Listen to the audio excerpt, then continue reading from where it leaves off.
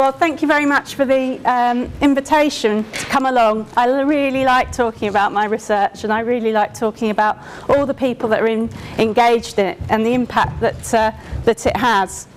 I suppose, a little bit of background really. I've been working in retailing for about 25 years, and so I've seen a big change in the way that British town centres and city centres look.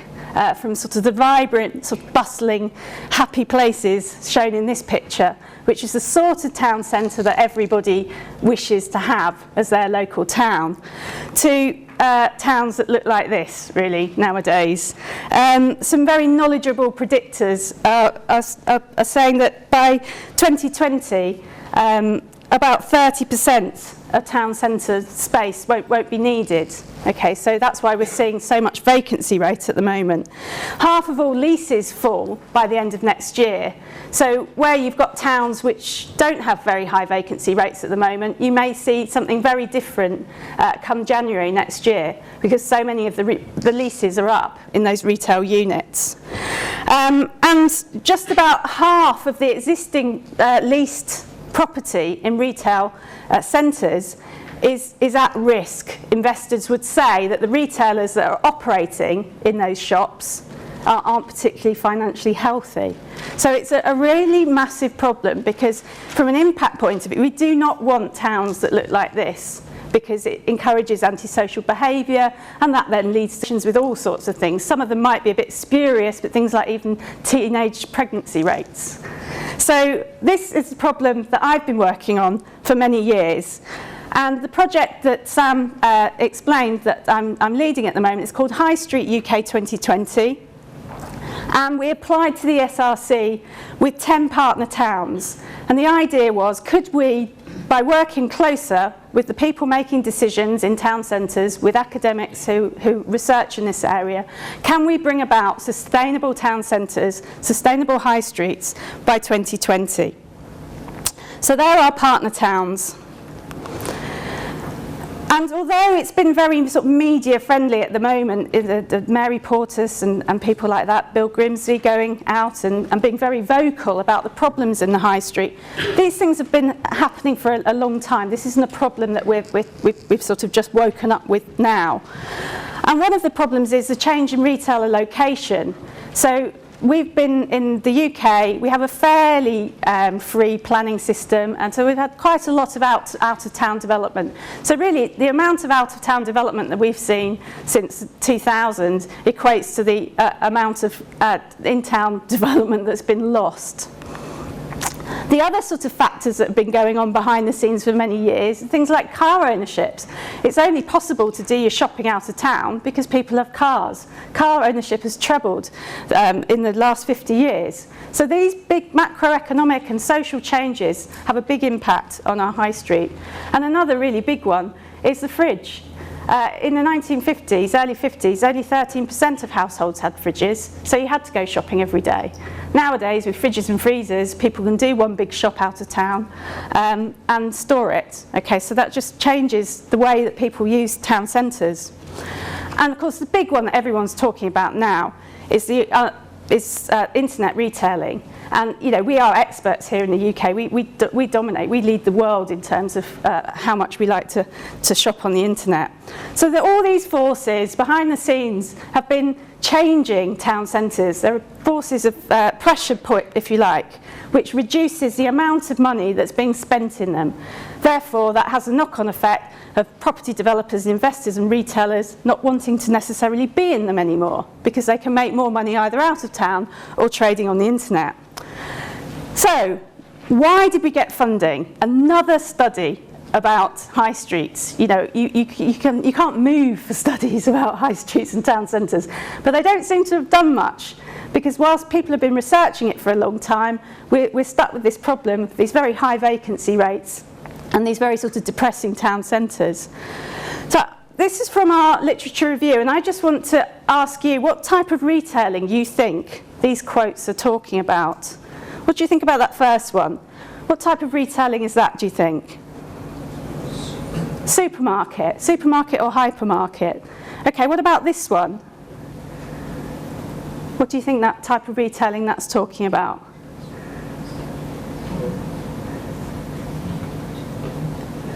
taking us away from shopkeeping to mass distribution?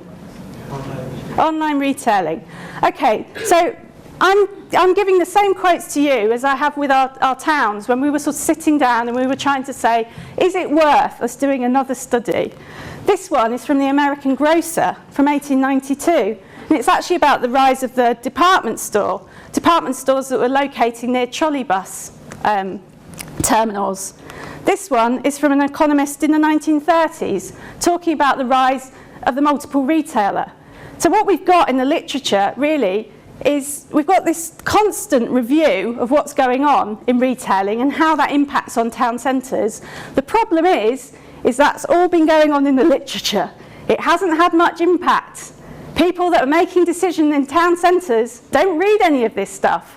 So when a new change comes along, they think it's all completely new and it needs a whole new set of responses. When in actual fact, retailing is constantly reinventing itself to get economies of scale and be more efficient, because that's the nature of the sector. So 20 years on from the internet, what will it be? I don't know. Online, at-home printing, who knows what it will be, but I promise you the retailers will be at the forefront of that innovation, because that's the nature of that industry. So that was a very important step for us, really, was sitting down with the towns in the project to show them how much of a wealth of literature was available that could then help them predict what was going to happen, not just in 2020, but beyond. So really distill the sort of realities of the retail sector and how that interacts with places, and allow them to have a better understanding of that so that they can plan accordingly. So we shared the same conceptual framework from day one in the project. All the towns signed up to these 2 research questions and said, yes, we want to be in this project and we want these answers. So we did a literature review. We spent 3 months in my pyjamas reading things to find every single article we could that looked at what affects town centres, so that we could start building a model that would simplify these factors for the towns. So here's some review parameters. This is all the information we got from the studies. The first finding was that the literature identified 166 different factors which influence the performance of town centres, and the size of the box there illustrates how important that is in the literature. So you can imagine how complicated this is for towns if they're trying to make decisions to improve the vitality and viability of their high streets.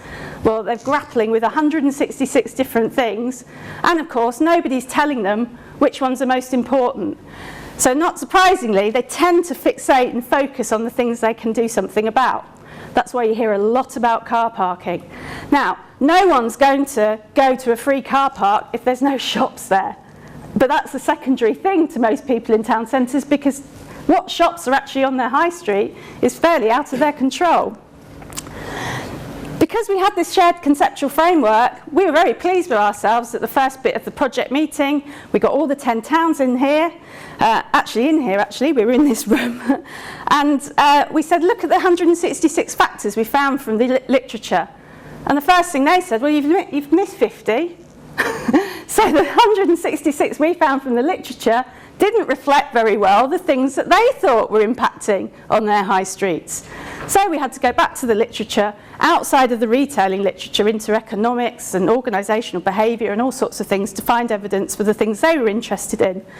But we still didn't know how much influence each individual factor had, even though we now had a list of 201. And so we couldn't tell the towns which ones were the best ones to focus on.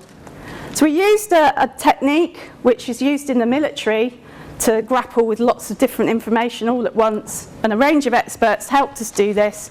So we basically wanted to find consensus on these 201 factors and get some order in there, so we could tell the towns which ones are going to have the most impact on vitality and viability, but also really important, which ones could they do something about.